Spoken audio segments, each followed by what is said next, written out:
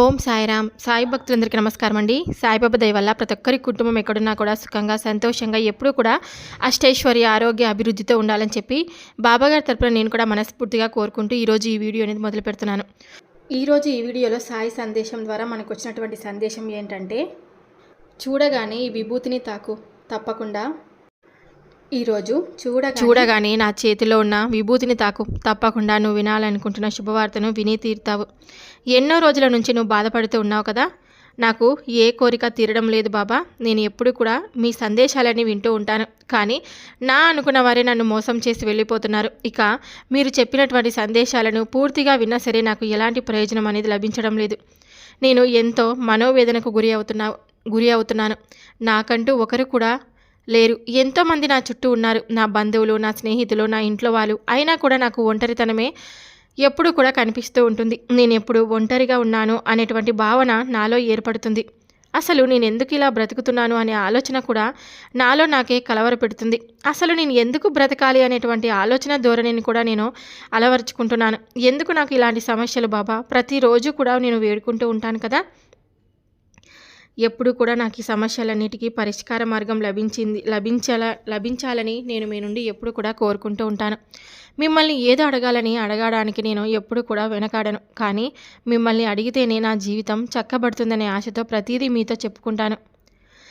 ఈరోజు ఎప్పుడు కూడా నాకు మర్చిపోలేని రోజుగా ఈ గురువారం రోజు నేను ఎప్పుడు గుడికి వెళ్తూ మీ కళ్ళల్లో ఎప్పుడు కూడా నేను నా ప్రశ్నలన్నిటికీ సమాధానం దొరుకుతుందని వేచి చూస్తూ ఉంటాను.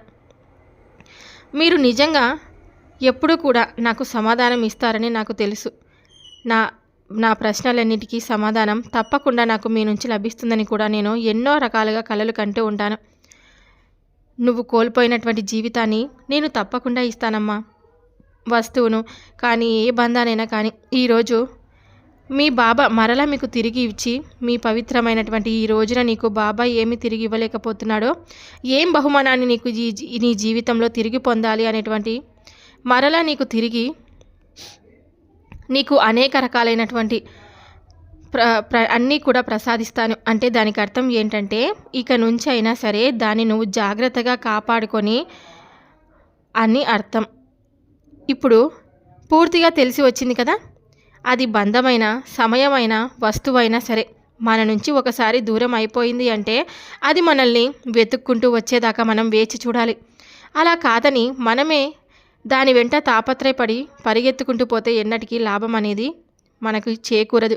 దేన్నైతే నువ్వు పోగొట్టుకుంటున్నావో, అబ్బా అది ఇప్పుడు నాకు ఈ రోజులు ఈ నిరాశ చెందుతూ అనవసరంగా బంధాన్ని కోల్పోయాను, అయ్యో ఆ రోజు అలా చేసి ఉంటే బాగుండేది, ఇలా చేసి ఉంటే నాకు మంచి జరిగేదేమో, ఇలా చెయ్యకుండా ఉండింటే ఈరోజు నేను ఆ బంధంతో ఎంతో సంతోషంగా ఉండేవాళ్ళం కదా అని మనసులో ఎన్నో రోజులుగా కుమిలిపోతూ నువ్వు ఉండవచ్చు. లేదంటే ఏదైనా ఒక ముఖ్యమైనటువంటి విషయం, నీకు చాలా అవసరమైనటువంటి ఒక వస్తువుని పోగొట్టుకొని ఆ వస్తువు నా దగ్గరికి తిరిగి వస్తే బాగుండు, నేను అనవసరంగా ఆ రోజు ఆ వస్తువుని జార విడుచుకున్నానే అనేటువంటి బాధను కూడా నువ్వు ఎప్పుడు కూడా పడొద్దు. అలా కలవరపడిపోకూడదు కూడాను. అయ్యో అలా చేస్తే ఇలా బాగుండేది కదా, ఇలా చేసి ఉంటే బాగుండేదేమో అని దాని గురించి నువ్వు ఆ వస్తువు గురించి అయితే ఎదురు చూస్తూ బాధపడుతూ ఉంటావు కదా, ఆ వస్తువును పొందడానికి కావచ్చు, లేదంటే సమయం లేక ఇప్పుడు ఇవ్వలేకపోవచ్చు, ఏదైనా కానీ వస్తువునైతే నీ బంధాన్నైతే పోగొట్టుకొని బాధపడుతూ ఉన్నావో, ఇప్పటిదాకా వాటన్నిటికీ కూడా తప్పకుండా నీకు సమాధానం అనేది దొరుకుతుంది. ఎందుకంటే నీకు ఎన్నోసార్లు చెప్పాను కదా, మరలా ఇప్పుడు కూడా చెప్తూ ఉన్నాను. ఇప్పుడు కూడా మీ ఇంట్లోకి ఒక అదృష్ట దేవత తప్పకుండా అడుగు పెట్టబోతుంది. నీకు లక్ష్మీ కటాక్షం కలగబోతుంది. ఎప్పుడు కూడా శక్తి అడుగు పెట్టబోతుంది. ఆ దేవతా శక్తి అడుగుతో నీ జీవితం అనేది మారిపోతుంది. ఆ దేవతా శక్తి మరెవరో కాదు, లక్ష్మీదేవియే. సాక్షాత్తు లక్ష్మీదేవి కాబట్టి తప్పకుండా నీకు లక్ష్మీదేవి అనుగ్రహం చేకూరి నీ ఇంట్లో డబ్బుల వర్షం కురిపిస్తాను. విషయాన్ని గుర్తు చేసుకోవాలి. ఆ పని మాత్రం మనం సమయానికి ఖచ్చితంగా చేసి తీరాలి. సమయం చాలా విలువైనది. ఏ పనైనా కానీ జాగ్రత్తగా సమయం ప్రకారం నిన్ను వెతుక్కుంటూ వచ్చిన దాన్ని ఇక దాని గురించి కూడా విడిచిపెట్టి వెళ్ళొద్దు. ఎందుకంటే వెళ్ళిపోయినటువంటి వస్తువులు అసలు పట్టించుకోవద్దు. ఏ బంధమైతే శాశ్వతమని నువ్వు ఎప్పుడు కూడా కలలు కూడా కనొద్దు. అనుకుంటున్నావో ఆ బంధాన్ని అనవసరంగా లేనిపోని అవమానాలతో కావచ్చు, లేదంటే తొందరపాటు నిర్ణయాలు కావచ్చు దూరం చేసుకొని ఉన్నావు కదా. ఇప్పటికైనా సరే వాటి విలువను, అలాగే వాటి గురించి పూర్తిగా అర్థం చేసుకొని బాధపడుతూ ఉన్నావు కాబట్టి బాబా నీ కోసం మరలా మన ఒక జీవితాన్ని ప్రసాదించాలనే ఉద్దేశంతో తిరిగి నీకు మంచి జీవితం ప్రసాదించాలి అని ఒక జ్ఞాపకంతో నీకు ఒక మంచి జీవితాన్ని ఇవ్వబోతున్నాడు. నీతో వచ్చేటువంటి రోజులన్నీ కూడా నువ్వు ఏ బంధం అయితే శాశ్వతంగా నాతో ఉండాలని అనుకుంటున్నావో ఆ బంధాన్ని నీకు తప్పకుండా ఇస్తాను. ఏ బంధం అయితే నీ నుంచి దూరమైందని బాధపడుతూ ఉన్నావో ఆ బంధం నీకు దగ్గర అవుతుంది. కాబట్టి ఇక నుంచి అయినా సరే వారితో జాగ్రత్తగా ఉండు. అనుమానాలకు, అలాగే వారిపై ఉన్నటువంటి ప్రేమను కానీ, గౌరవం కానీ ఏమాత్రం తగ్గించే విధంగా వారితో ప్రవర్తించొద్దు. అసలు పాత జ్ఞాపకాలను త్రవ్వి మరలా చేదు అనుభవాలను పొందకూడదు. జరిగిపోయిందేదో జరిగిపోయింది అనేలాగా మనం ముందుకు వెళుతూ ఉండాలి. అలాంటప్పుడే కదా మన జీవితం సాఫీగా ఉంటుంది. అలా కాకుండా గడిచిపోయినటువంటి గతాన్ని మరలా గుర్తు చేసుకుంటూ ఆ బంధం వచ్చిన తర్వాత కూడా బాధలన్నీ, ఆ జ్ఞాపకాలన్నీ మరలా త్రవ్వుకొని ఇక బాధపడింది చాలు. ఇక ఎప్పుడు కూడా నువ్వు అలాంటి జ్ఞాపకాలను గుర్తు తెచ్చుకోవద్దు. ప్రతి ఒక్కటి కూడా 1-2 సార్లు మీరు జాగ్రత్తగా ఆలోచించి నిర్ణయం తీసుకొని ఒకరికి ఒకరు గౌరవించుకునే ముందు నిర్ణయించుకుంటూ సమయానికి మీరు ఆనందంగా ఉంటేనే కదా రేపటి రోజున మీ కుటుంబ సభ్యులు కానీ, లేదంటే మీ సమాజంలో మీకు విలువ అనేది తప్పకుండా ఉంటుంది. ఎప్పుడు కూడా బాధపడద్దు. నేను ఒంటరిని అనేటువంటి ఆలోచన ధోరణిని ముందుగా నీలో నుంచి నువ్వు తీసే. నేనుండగా నువ్వు ఒంటరి ఎలా అవుతావు? ఒకసారి ఆలోచించు. అసలు బాధపడద్దు. ఆనందంగా ఉంటేనే కదా రేపటి రోజున మీ కుటుంబ సభ్యులు కూడా సంతోషంగా ఉండేది. నువ్వు ఉన్నటువంటి నలుగురు వ్యక్తులు కానీ నలుగురు గౌరవాన్ని ఇచ్చేది విధంగా ఉండేది. కాబట్టి జాగ్రత్తగా మీరు బలంగా ఉండాలి. మీ మనసులు కూడా బలంగా ఉంచుకోవాలి. ప్రతి విషయాన్ని కూడా తొందరపాటి నిర్ణయాలు తీసుకోకూడదు. అలాగే 1-2 సార్లు ఆలోచించి నిర్ణయం తీసుకోవాలి.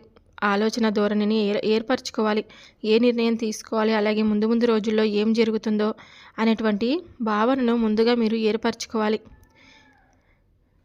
కాబట్టి ఇప్పుడున్న రోజులు సంతోషంగా, ఆనందంగా, ప్రశాంతంగా గడపడానికి ప్రతి ఒక్కరూ కూడా ప్రయత్నించాలి. రేపన్న రోజు ఏం జరుగుతుందో మనకి ఇప్పుడు తెలియదు కదా. అందుకే ఉన్నన్ని రోజులైనా సరే మనశ్శాంతిని మనం వెతుక్కోవాలి. ఈరోజు సంతోషంగా గడుస్తుందా లేదా అనేటువంటి ఆలోచన ధోరణిని ఏర్పరచుకోవాలి. నిన్నటి గురించి బాధపడకూడదు. రేపటి గురించి ఆరాటపడిపోకూడదు. ఉన్నటువంటి ఈ రోజును ప్రశాంతంగా అనుభవించాలని నీకు మరలా నేను గుర్తు చేసి చెప్తున్నాను. ఇక ఎప్పుడు కూడా నువ్వు నన్ను అడుగుతూ ఉంటావు కదా, నా కష్టాలన్నిటికీ తప్పకుండా నాకు పరిష్కార మార్గం ఎప్పుడు ఇస్తారు బాబా అని. నువ్వు నాపై నమ్మకాన్ని ఎప్పుడూ పెట్టుకున్నావు. నీ సంకల్పం గురించి నాకు చెప్పుకున్నావు. నాపై నువ్వు అంత నమ్మకాన్ని పెట్టుకున్నప్పుడు నేను నిన్ను ఎలా మోసం చేస్తాను? ఒకసారి ఆలోచించు. పూర్తిగా నీ సంకల్పాన్ని నాతో చెప్పుకున్నావు. నిశ్చలమైనటువంటి భక్తిని ఏర్పరచుకున్నంత వరకు నీకు నా సహాయం ఎప్పుడు కూడా లభించదు. అలాగే ఈరోజు బాబా నీకు తోడుగా ఉన్నాడని కూడా అనిపించదు. ఎందుకంటే నువ్వు నాపై ఎంత నమ్మకాన్ని పెంచుకోవడం మానేస్తే నేను మాత్రం నీ చుట్టూ ఎందుకు ఉంటానో చెప్పు. నాపై పూర్తి విశ్వాసాన్ని నువ్వు ఉంచుకోవాలి. మరి నువ్వు ఎప్పుడు దేన్ని అడిగినా కూడా నేను తప్పకుండా ఇస్తాను కదా. ఈ సాయికి నిండుగా ఉంటుంది. కానీ పుచ్చుకునే తాహతను చూసి వారు స్వీకరించగలిగినంత స్వీకరిస్తారు. నువ్వు ఎప్పుడైనా ఇతరులకు కొంచెమైనా సహాయం చేసావా? నాకు ధన సహాయం చేయండి బాబా అని అడుగుతావు, కానీ నీ నుంచి ఇతరులకు ఏదైనా సరే 1 రూపాయైనా నువ్వు దానం చేసావా? లేదు పొమ్మని ఎప్పుడు కూడా వారిని మనస్తాపానికి గురి అయ్యేలా చేస్తావు. అలా ఎప్పటికీ కూడా ఉండొద్దు. నీకైనవి అంటే నాపై అపనమ్మకాన్ని నువ్వు ఎప్పుడు కూడా పెంచుకోవద్దు అని ఈరోజు సాయి సందేశం ద్వారా వచ్చినటువంటి సందేశం మీ అందరికీ నచ్చినట్లయితే తప్పకుండా మన వీడియోకి లైక్ చేసి మరికొంతమంది సాయి భక్తులకు షేర్ చేయండి. కొత్తగా మన ఛానల్ని ఎవరైనా చూస్తుంటే తప్పకుండా సబ్స్క్రైబ్ చేసుకొని సపోర్ట్ అయితే ఇవ్వండి. రేపు సాయి సందేశం ద్వారా వచ్చే సందేశంతో మళ్ళీ కలుద్దాం. బాబాగారి ఆశీస్సులు మీపై, మీ కుటుంబంపై ఎల్లవెల్లలా ఉండాలని చెప్పి మనస్ఫూర్తిగా నేను కోరుకుంటున్నాను. సర్వే జన సుఖినో భవంతు.